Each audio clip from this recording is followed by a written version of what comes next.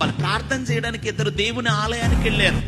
అందులో ఒకడంటున్నాడు, ప్రభా నేను దొంగను కాదు, నేను అబద్ధికుణ్ణి కాదు, నేను వారానికి 2 సార్లు ఉపవాసం ఉంటున్నాను, ప్రభా నేను దశమ భాగాలు ఇస్తున్నాను, నేను జారుణ్ణి కాదు, చోరుణ్ణి కాదు, ఈ నా పక్కనున్న ఈ సొంకర్లాంటోని కూడా కాదు నాయన, నేను చాలా పరిశుద్ధుణ్ణి, నా ప్రార్థన వినో. నువ్వేంటో నువ్వు చెప్పుకోవాలా, దేవుడు చెప్పాలా? నిజంగా ప్రభులో ఎదుగుతున్న ఆత్మీయులు ఎప్పుడు కూడా, నిజంగా విశ్వాస మార్గంలో సాగుతున్న దేవుని బిడ్డలు ఎప్పుడు కూడా నేను పరిశుద్ధుడని చెప్పడానికి సరిపోదు. మొదటోడు ఇలా చెప్పేసాడు, నేను దొంగను కాదు, నేను అది కాదు, నేను ఇది కాదు, నేను అలా కాదు, ఇలా కాదు అని చెప్తున్నాడు. ఆ పక్కనున్న సుంకర్ అంటున్నాడు, ప్రభువా పాపినైనా నన్ను కరుణించు.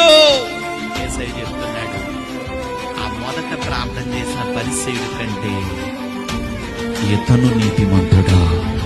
దేవుని వెతకడంలో అత్యంత ప్రాముఖ్యమైన అనుభవం ఏంటో తెలుసా? దేవుని సన్నిధిలో నిన్ను నువ్వు తగ్గించుకోవాలి. అసలు దేవుని ప్రజలంటేనే తగ్గింపు. శిలువ మరణము పొందునంతగా తన్ను తాను దేవుని ఎదుట యేసు ప్రభువు తగ్గించుకున్నారు. కాబట్టి మన ప్రభువు వలె మనము కూడా తగ్గింపు కలిగి ఆయన్ని వెతకాలి. పరిసేడు ప్రార్థనలో తగ్గింపు, కానీ సుంకరి ప్రార్థనలో